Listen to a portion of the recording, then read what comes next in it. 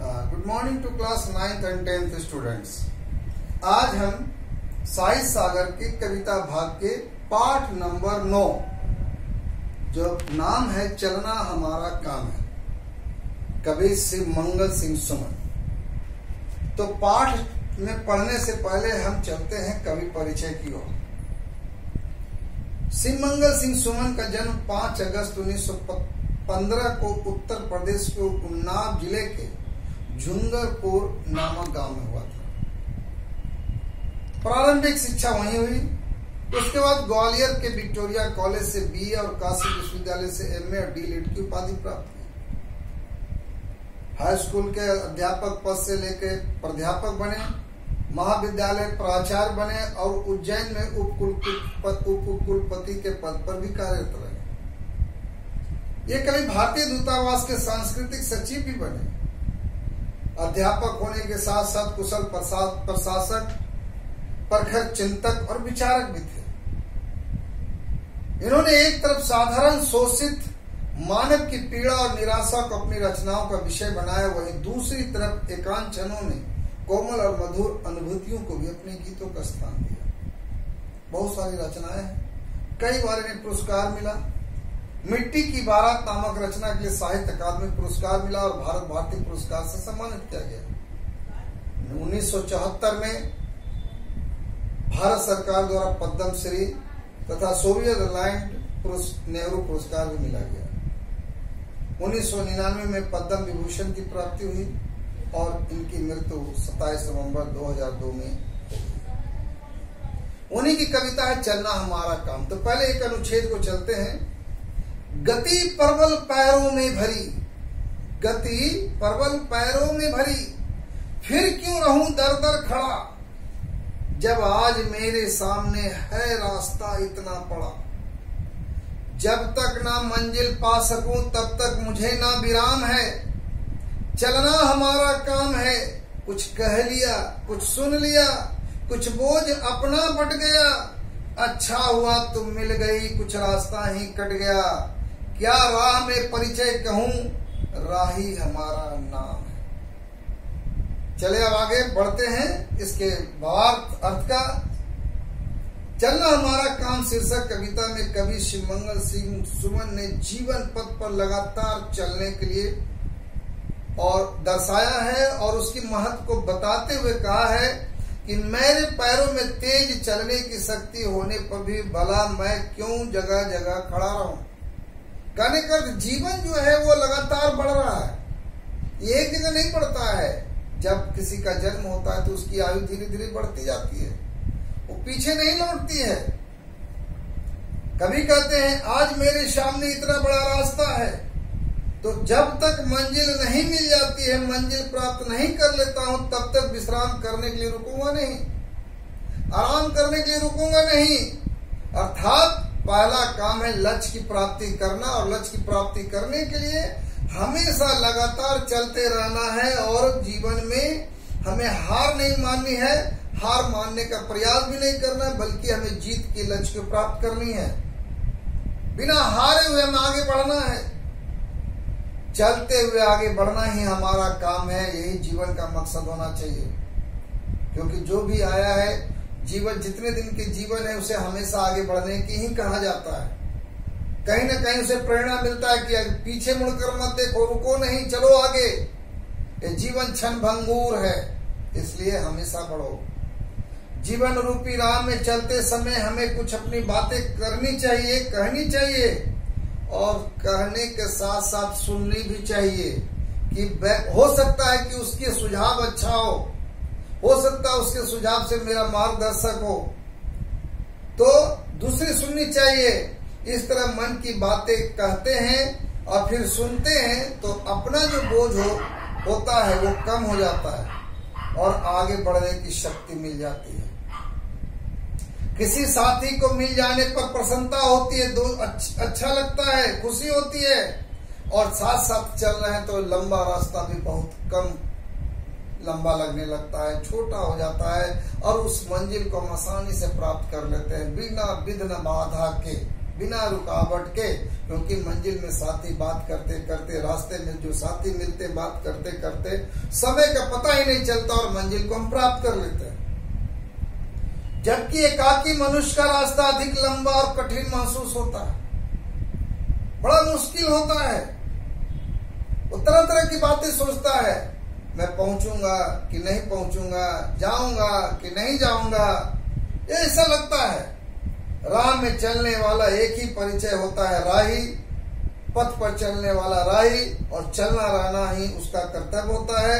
इसके अलावा उसका कोई परिचय नहीं होता है। अब दूसरा पार, चलना हमारा काम है जीवन अपूर्ण लिए हुए, पाता कभी खोता कभी, आशा निराशा से गिरा, हंसता कभी रोता कभी, गति मति न हो अवरुद्ध इसका ध्यान, आठों याम है। चलना हमारा काम है इस विशद विश्व प्रवाह में, किसको नहीं बहना पड़ा, सुख दुख हमारी ही तरह किसको नहीं सहना पड़ा। कभी फिर ना कहते हैं मनुष्य का जीवन बड़ा अपूर्ण है, क्योंकि कभी हमें सब कुछ प्राप्त नहीं होता है। अगर सब कुछ प्राप्त हो जाता तो मनुष्य फिर आगे चलने का काम ही नहीं करता, आगे मेहनत ही नहीं करता, उसको नई मंजिल ही नहीं मिलती। तो कभी कुछ प्राप्त होता है तो कभी कुछ खो भी जाता है, कभी मिलता है तो कभी समाप्त भी हो जाता है। इसलिए मनुष्य का आशाओं और निराशाओं से जीवन भरा हुआ है।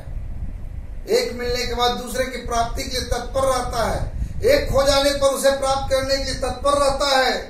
कभी हंसता है जीवन में तो कभी रोता भी है, सफलता पर हंसता है और असफलता पर वो रोता है। जीवन में उतार चढ़ाव चलते ही रहते हैं, क्योंकि जीवन इसी तरह से है। सुख दुख आते रहते हैं, हंसना रोना आते रहते हैं, उतार चढ़ाव आते रहते हैं, आगे बढ़ना पीछे हटना ये सब होते रहते हैं। लेकिन कभी भी हमें निराशाओं से ग्रसित होकर के अपनी गति को नहीं रोकनी चाहिए।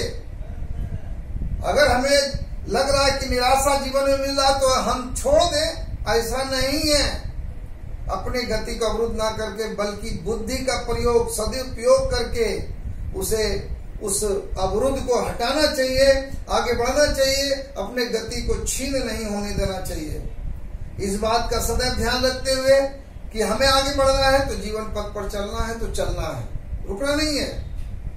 इस विशाल संसार में जहाँ कई 100 करोड़ व्यक्ति रहते हैं, अरब व्यक्ति रहते हैं, इस विशाल संसार में प्रवाह में कोई ना बह जाए, इधर उधर ना भटक जाए।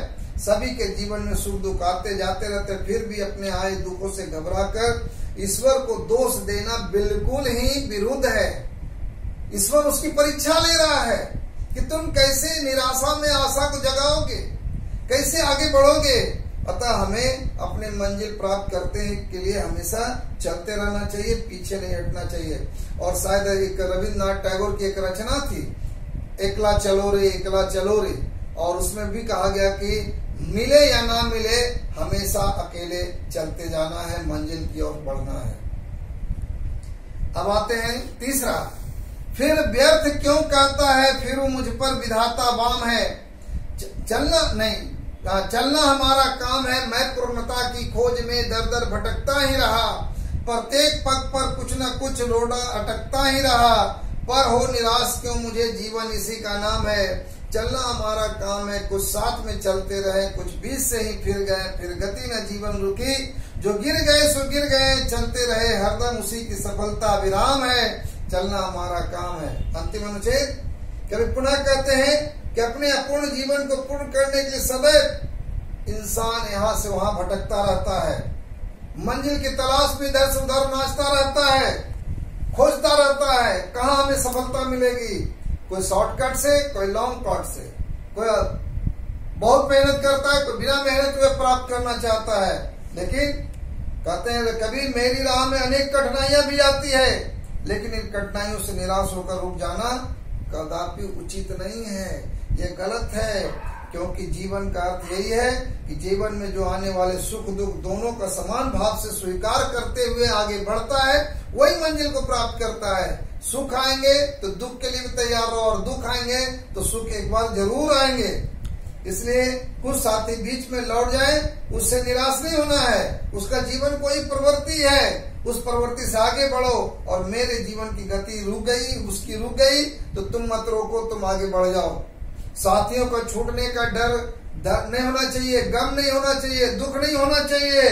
जो लोग निराशा से हार कर मान कर गिर जाते हैं, उसे निराशा ही लगता है। लेकिन जो निराशा को से प्राप्त आगे बढ़ करके आगे बढ़ते हैं, चलते हैं, पैरों में गति प्रदान करते हैं, वो मंजिल को प्राप्त कर लेते हैं। सुख दुख तो आएंगे ही, निराशा के भाव आएंगे ही, लेकिन ऐसा नहीं कि हम छोड़ दें। लेकिन जो दृढ़ता के साथ, कठिनाइयों के साथ सामना करते हुए वक्त रहते चलते हैं, जीवन में निश्चित रूप से वो सफल होते हैं और सफलता उन्हें मिल जाती है। अब जो कविता जो दिया गया, चलना हमारा काम, उसकी 2 लाइन में संक्षेप बताते हैं। कवि इस शीर्षक में जो कहा गया है 2 लाइन में यह है कि कवि ने इस कविता में मनुष्य को हमेशा चलने की प्रेरणा दिया है, उसे चलने के लिए कहा है। परिस्थितियां कैसी भी क्यों ना हो, आशा निराशा का भाव, सुख दुख का भाव, कितना भी कष्ट क्यों ना हो जाए, लेकिन रुकना नहीं है, चलते चलना है, मंजिल जब तक ना मिले। हमें अपने चलते रहने के कर्तव्य से कभी भी विमुख नहीं होना चाहिए। अतः श्री मंगल सिंह सुमन द्वारा जो प्रस्तुत है, जो चलना हमारा काम, जो शीर्षक दिया गया, बिल्कुल अपने जगह पर और आज के समय में सही है। और अगर चलते हैं तो इंसान आगे बढ़ते हैं, लक्ष्य को प्राप्ति करते हैं। इतना ही। इसके साथ अगले वीडियो फिर भेजेंगे आपको, आखिरी होगा कविता का, फिर कहानी की ओर चलेंगे, क्योंकि कहानी का एक भाग नहीं है, नया जो बदली किया गया वो पढ़ाएंगे बाद में। तो इतना ही है ना। तब तक लिए आप घर में रहें, सुरक्षित रहें और मास्क का निश्चित रूप से प्रयोग करें। सोशल डिस्टेंसिंग है, सामाजिक दूरियां बना के रखें और सैनिटाइजर का प्रयोग करें। और बीमारी से जितना ज्यादा बचेंगे, उसके लिए आपके लिए सभी को लिए शुभकामना के साथ।